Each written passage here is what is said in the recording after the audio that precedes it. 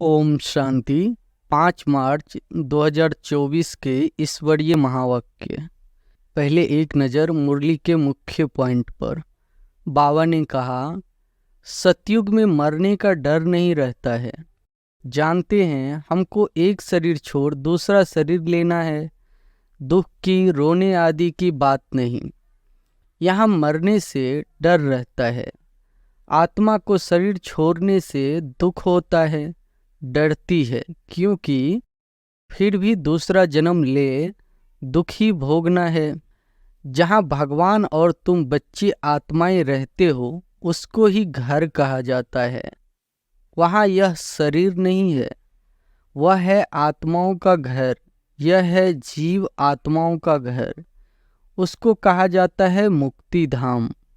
यह जो आत्मा का शरीर है, इसमें आत्मा का बहुत मोह पड़ गया है। इसलिए थोड़े भी बीमारी आदि होती है तो डर लगता है कहाँ शरीर न छूट जाए। पतित आत्माएं तो मेरे पास मुक्ति धाम में आ न सके। वह है ही पवित्र आत्माओं का घर।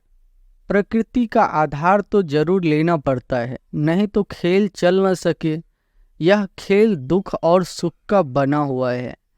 वहाँ शरीर भी योग बल से बनते हैं, इसलिए माया खींचती नहीं है। हमारा वह शरीर योग बल का है, इसलिए दुख ही नहीं। धन दिए धन ना खूटे। दान करते रहेंगे तो धारणा भी होगी, नहीं तो धारणा होना मुश्किल है। वहाँ तो आत्मा और शरीर दोनों ही बड़े तंदुरुस्त होते हैं, दुख का नाम ही नहीं रहता। इन आँखों से जो कुछ आत्मा देखती है सब माया ही माया है। यहाँ हर चीज में दुख है। कितना गंध है। बाबा की याद से हम शक्ति लेते हैं, क्योंकि कमजोर बन गए हैं। देह अभिमान है सबसे कमजोर बनाने वाला। यह ड्रामा बना हुआ है, यह बंद नहीं हो सकता है। मोक्ष आदि की बात ही नहीं है, यह तो बना बनाया ड्रामा है। ईश्वरीय राज और आसुरी राज का खेल है। ईश्वर कैसे आकर स्थापना करते हैं यह किसी को पता नहीं है। याद करते करते शरीर छूट जाए, तुम्हारे पाप आदि सब खत्म हो जाएंगे। याद करना भी मासी का घर नहीं है। मुझे याद करने के लिए माया तुमको बहुत हैरान करती है, घड़ी घड़ी भुला देती है। सर्विसेबल बच्चों का भी काम है नब्ज देखना। अगर हमारे कुल का होगा तो शांत हो जाएगा। और अब सुनते हैं महावाक्यों को विस्तार से।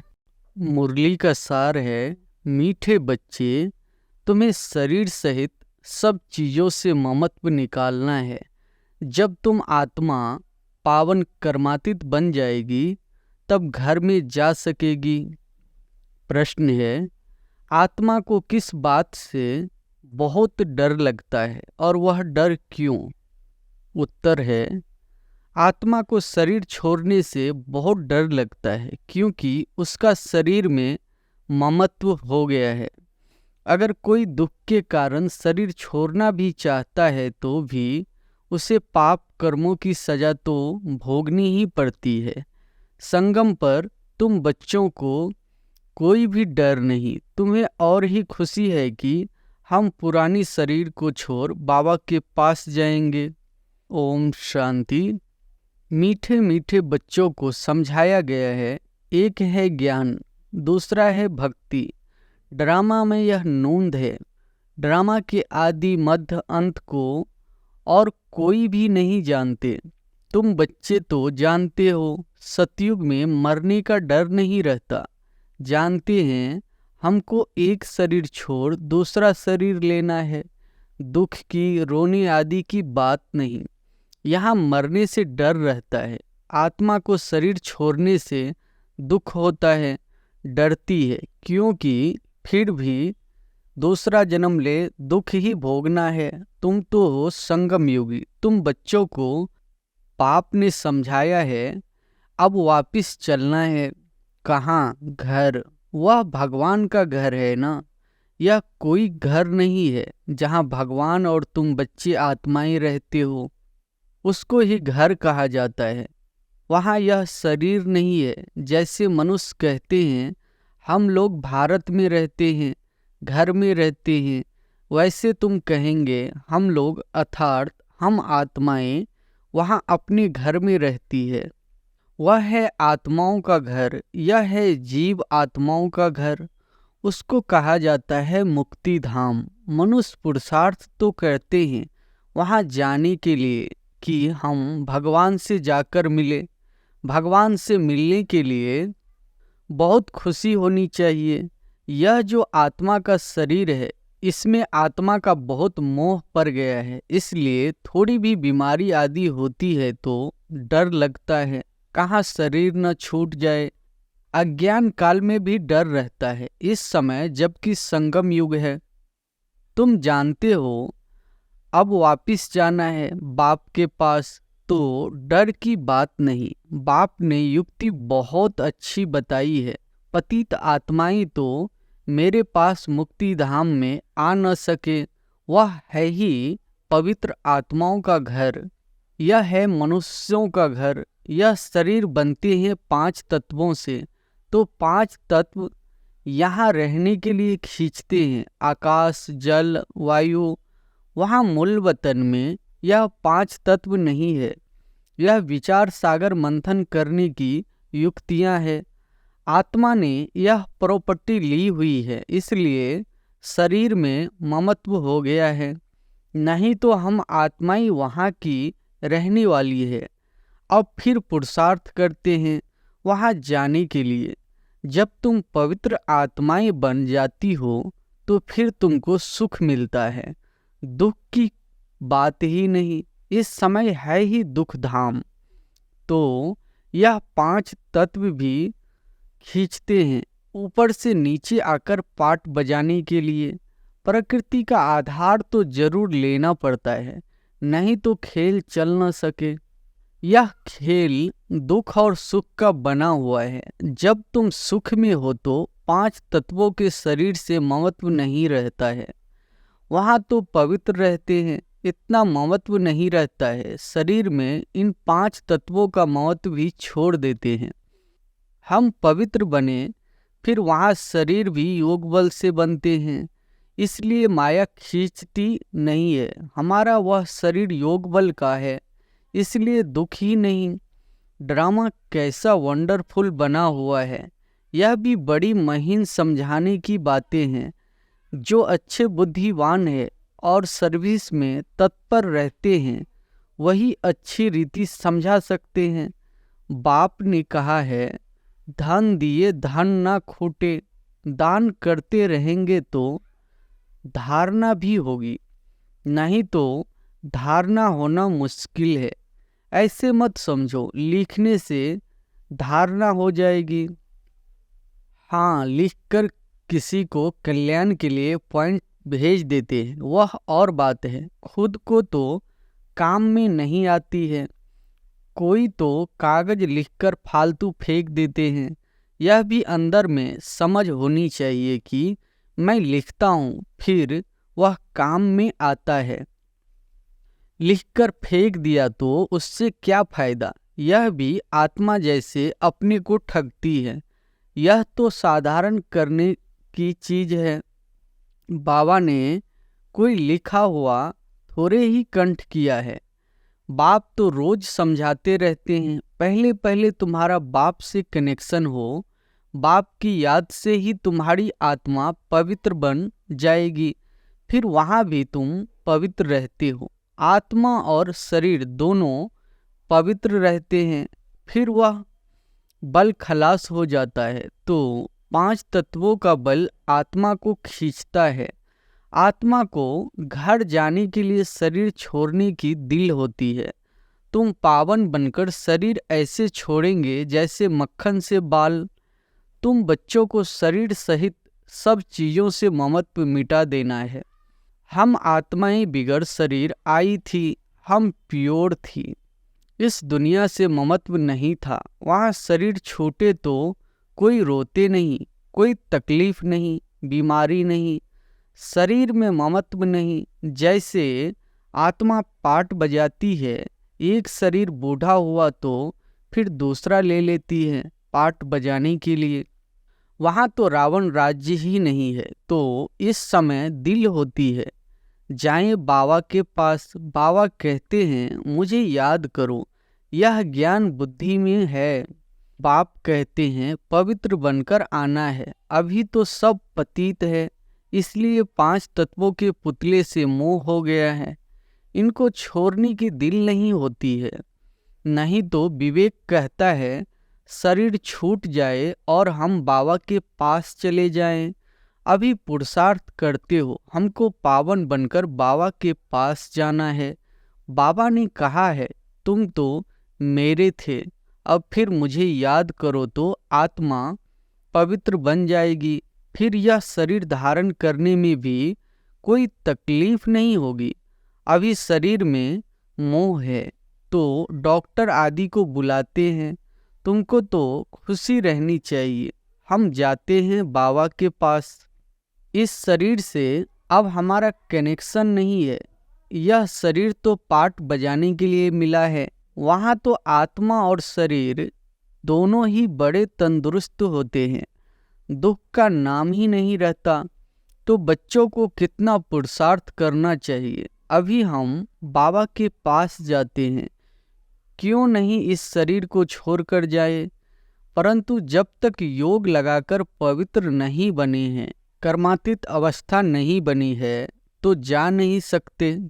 यह ख्यालात अज्ञानी मनुष्यों को नहीं आ सकते। तुम बच्चों को आएंगे, अब हमको जाना है। पहले तो आत्मा में ताकत होती है, खुशी होती है, कभी डर नहीं रहता। यहाँ दुख है, इसलिए मनुष्य भक्ति आदि करते हैं, परंतु वापिस जाने का रास्ता तो जानते नहीं। जाने का रास्ता तो एक बाप ही बताते हैं। हम बाबा के पास जाएं, उसकी खुशी होती है। बाप समझाते हैं यह तुम्हारा शरीर में मोह है, यह मोह निकाल दो। यह तो 5 तत्वों का शरीर है, यह सब माया ही है।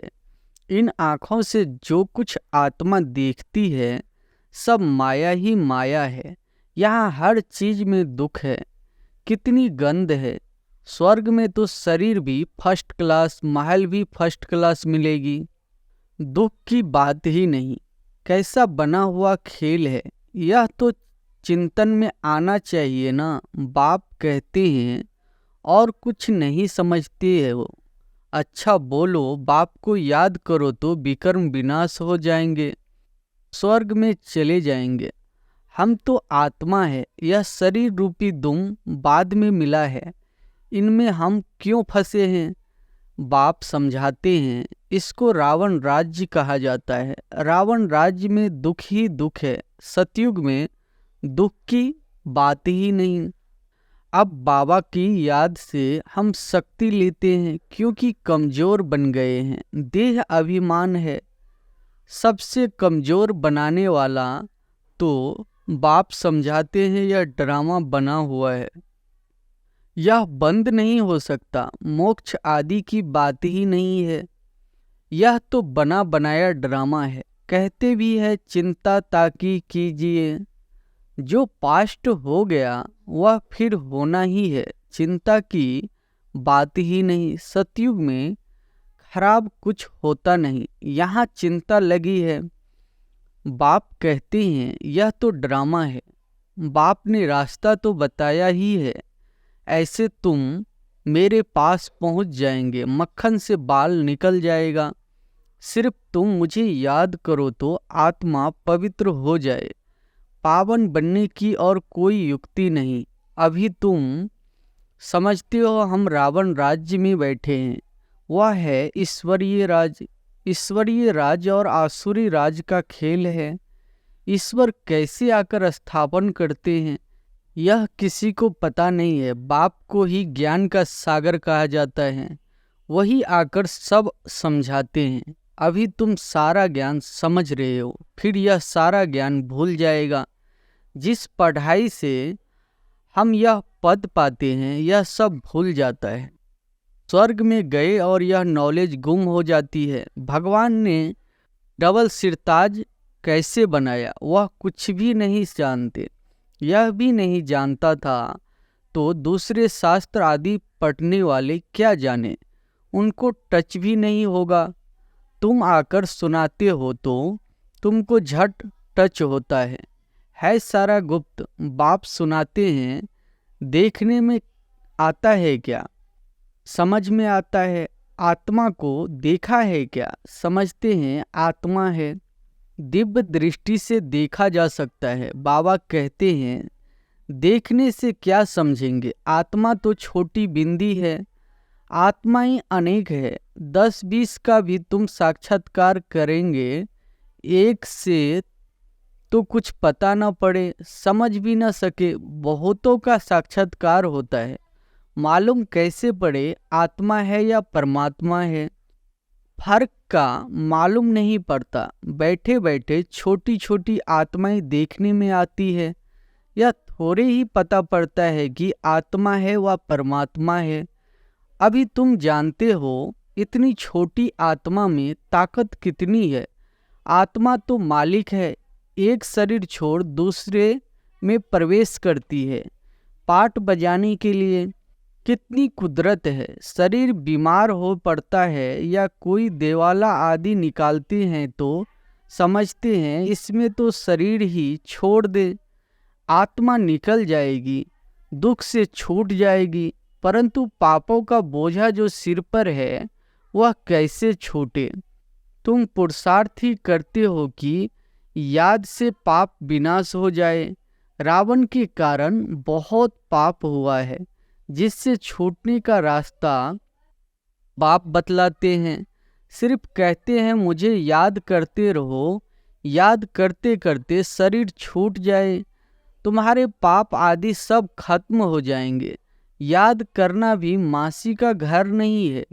मुझे याद करने के लिए माया तुमको बहुत हैरान करती है, घड़ी घड़ी भुला देती है। बाबा अनुभव भी सुनाते हैं, मैं बहुत कोशिश करता हूँ परंतु फिर भी माया अटक डालती है भी दोनों का साथ इकट्ठा होती भी है। घड़ी घड़ी भूल जाता हूँ, बड़ा कठिन है। घड़ी घड़ी यह याद पड़ा, फलाना याद पड़ा। तुम तो बहुत अच्छा पुरुषार्थ करते हो। कोई तो गपोड़े भी मारते हैं, 10-15 दिन चार्ट लिख कर छोड़ देते हैं। इसमें बहुत खबरदारी रखनी पड़ती है। समझते तो है जब प्योर हो जाए, कर्मातीत अवस्था को पहुँचे, तब विन करें। यह ईश्वरीय लॉटरी है ना। बाबा को याद करना यह है याद की डोरी। बुद्धि से समझने की बात है। भल कहते हैं हम बाबा को याद करते हैं, परंतु बाबा कहता है याद करना आता ही नहीं है। पद में भी फर्क तो पड़ता है ना। कैसे रजाई स्थापन हुई है, तुमने अनेक बार रजाई की है फिर गवाई है। बाबा हर 5000 वर्ष बाद पढ़ाते हैं। फिर रावण राज्य में तुम वाम मार्ग में चले जाते हो। जो देवता थे वही फिर वाम मार्ग में गिरते हैं। तो बाप बहुत गुह्य बातें समझाते हैं। बाप को याद करने की है तो बहुत सहज, शरीर छोड़ बाप के पास चले जाएं। मुझे जाने तब योग बल से विकर्म विनाश हो, वह तो पिछाड़ी में ही हो सकता है, परंतु वापिस तो कोई आता नहीं।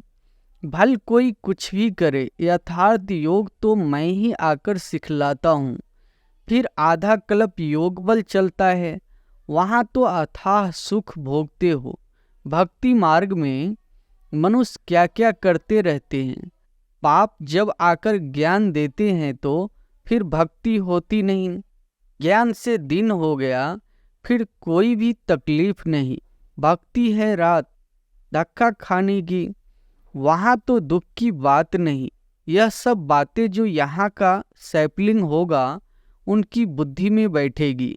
यह बड़ी महीन बातें हैं, वंडरफुल ज्ञान है जो सिवाय बाप के और कोई समझा न सके। बहुत थोड़े समझने वाले होते हैं। ड्रामा में नोंद है, उसमें कुछ भी फर्क नहीं पड़ सकता। मनुष्य तो समझते हैं परमात्मा क्या नहीं कर सकता, परंतु भगवान तो आते ही एक बार है, आकर तुम्हें स्वर्ग का रास्ता बताते हैं। अभी तुम बच्चों की कितनी विशाल बुद्धि हो गई है। यह दोनों ही इकट्ठे हैं। यह ब्रह्मा भी किसी को देखेगा, समझता है शांति का दान देना है। देखने से मालूम पड़ता है कि यह हमारे घराने का है व नहीं है। सर्विसेबल बच्चों का भी काम है नब्ज देखना। अगर हमारे कुल का होगा तो शांत हो जाएगा। अच्छा, मीठे मीठे सिके लधे बच्चों प्रति माता पिता बाप दादा का याद प्यार और गुड मॉर्निंग। रूहानी बाप की रूहानी बच्चों को नमस्ते। धारणा के लिए मुख्य सार पहली पॉइंट है, पावन बन बाप के साथ घर जाने के लिए इस 5 तत्वों के पुतले से ममत्व नहीं रखना है। शरीर छोड़ने का डर निकाल देना है।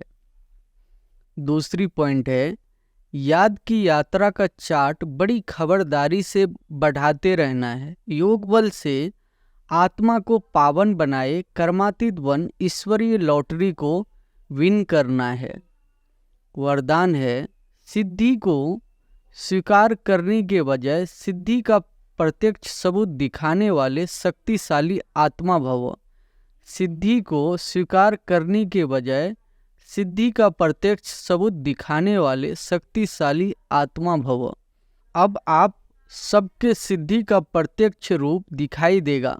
कोई बिगड़ा हुआ कार्य भी आपकी दृष्टि से, आपकी सहयोग से सहज हल होगा। कोई सिद्धि के रूप में आप लोग नहीं कहेंगे कि हाँ यह हो जाएगा, लेकिन आपका डायरेक्शन स्वतः सिद्धि प्राप्त कराता रहेगा। तब प्रजा जल्दी जल्दी बनेगी, सब तरफ से निकलकर आपकी तरफ आएंगे। यह सिद्धि का पाठ अभी चलेगा, लेकिन पहले इतने शक्तिशाली बनो जो सिद्धि को स्वीकार न करो, तब प्रत्यक्षता होगी। स्लोगन है, अव्यक्त स्थिति में स्थित हो मिलन मनाओ तो वरदानों का भंडार खुल जाएगा। अव्यक्त स्थिति में स्थित हो मिलन मनाओ तो वरदानों का भंडार खुल जाएगा। अच्छा, ओम शांति।